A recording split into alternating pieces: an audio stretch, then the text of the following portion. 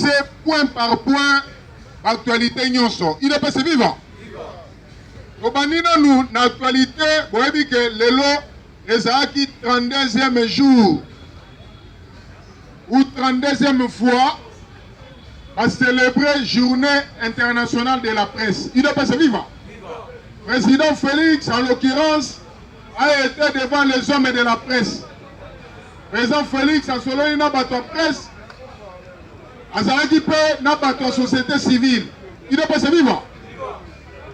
Président Félix, en lobby, chers combattants, maloba lobby, yangone na lingi to lobelana noir.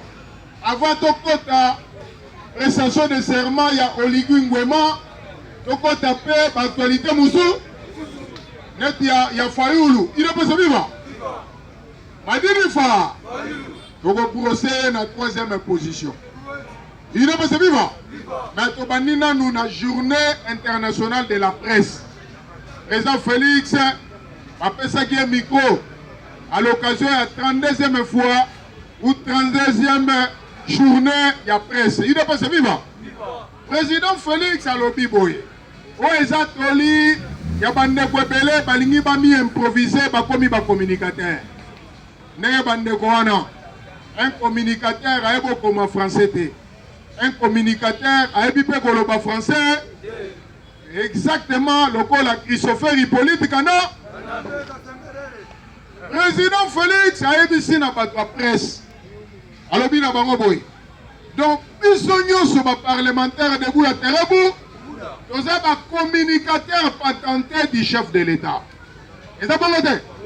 Président Félix Alobiboy, vous devez croiser vos sources.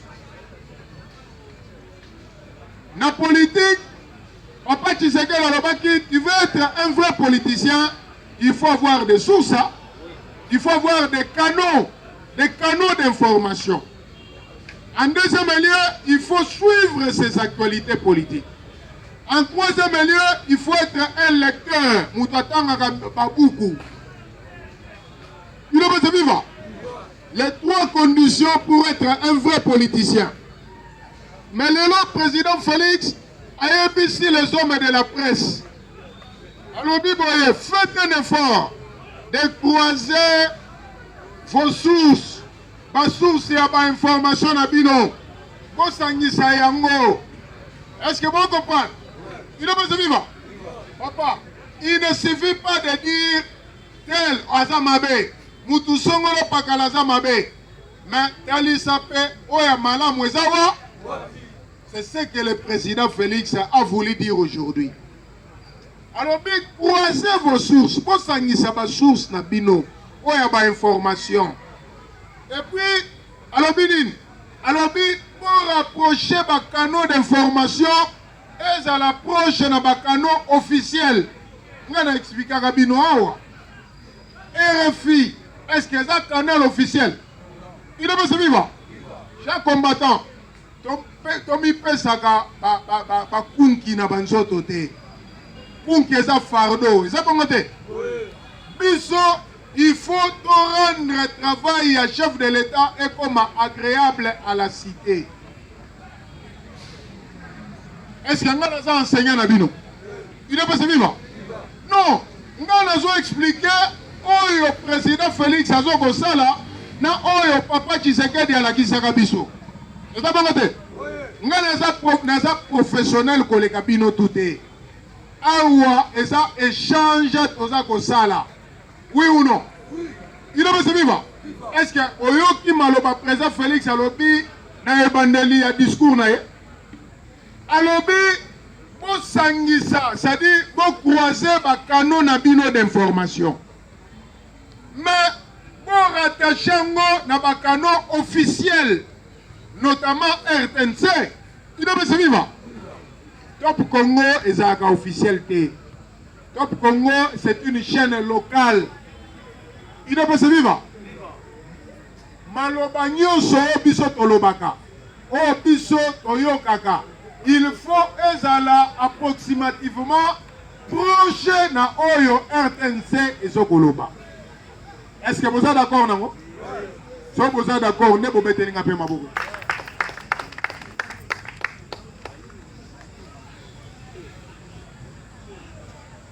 Président Félix a lobby en deuxième lieu.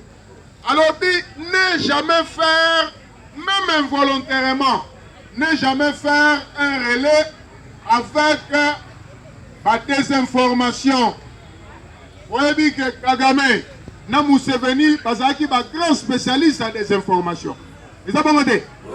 Alors, ils ont un communicateur, Moussoussou, comment le col à pont, trait d'union, ils ont joué par relais. Hein? Donc, sans le savoir, ils ont ça la G à Moumouna.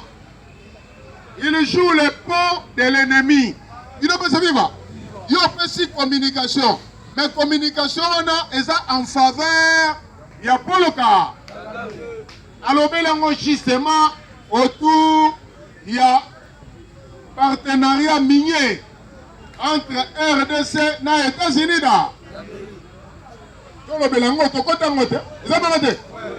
Chers combattants de l'élite, président Félix, guerre à Est, président Koutakiango, et si la KT. C'est bon, on a bien. Guerre à Est, et si la KT. Président Félix a coûté yango. Président Félix, Kagame a kanisai que président Félix a lokola Joseph Ka. Mais président Félix a comparable na Kabila te.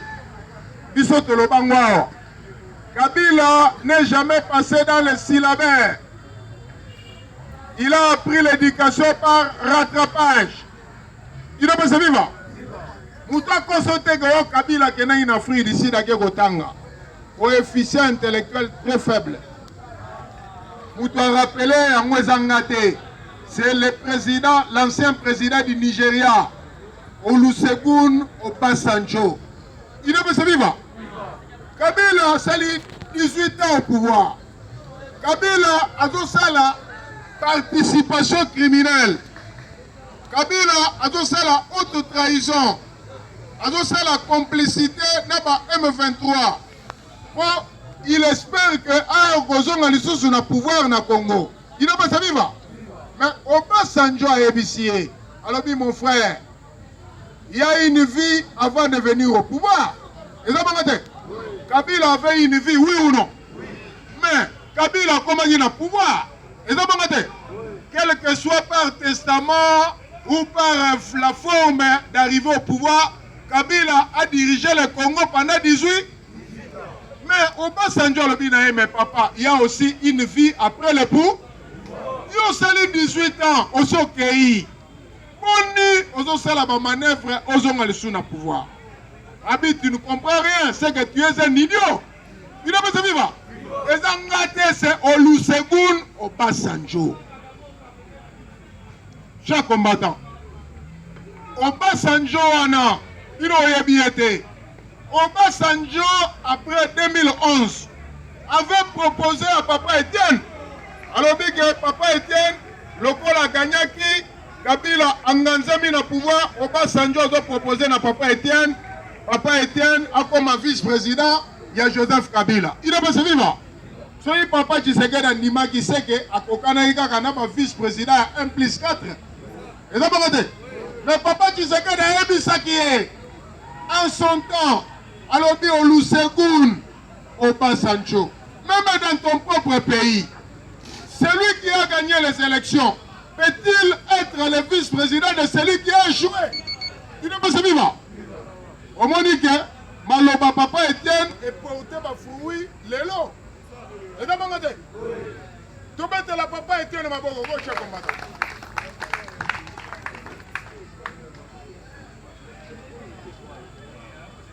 Il est bien vivant.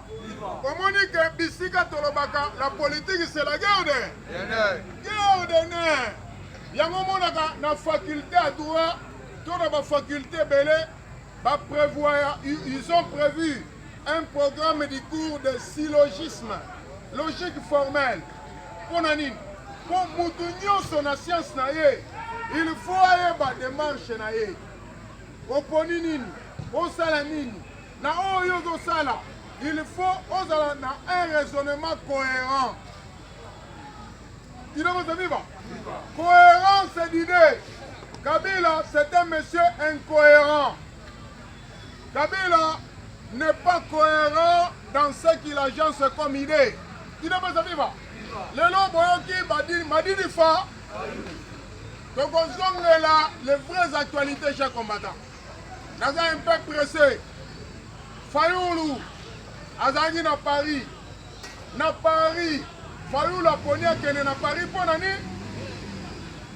Chaque combattant, vous allez distraiter. Fayoulou, à quel à Paris, à sali point de presse. Alors, il y a Andimi, à l'alliance, c'est Joseph Ka. Mais Fayoulou, à l'alliance, na Kabila. Et dans l'alliance, il n'a pas de vivre. C'est du conglomérat des aventuriers. C'est un conglomérat des arts. Il n'a pas de vivre. Fayoulou. C'est un étranger, un dérivant. Et ça, comment dire? Kabila, à ça congolais? Dérivant. Association des malfaiteurs. Katumbi. Un conglomérat des aventuriers. Il ne peut pas se vivre. Chers combattants de lutte, la démarche que nous faisons, c'est une démarche scientifique. Nous sommes fiers dans le Parlement de Boubouda. Parce que je sais, et belé, bazaï na bango ba mafia, le koso mbongo. Akena e pas cadre moko boy apesa ke mbongo. Pour atambola azwa mbongo, il faut atambola kana kombo mutu musu. Mais nous travaillons. Il ne peut pas se vivre.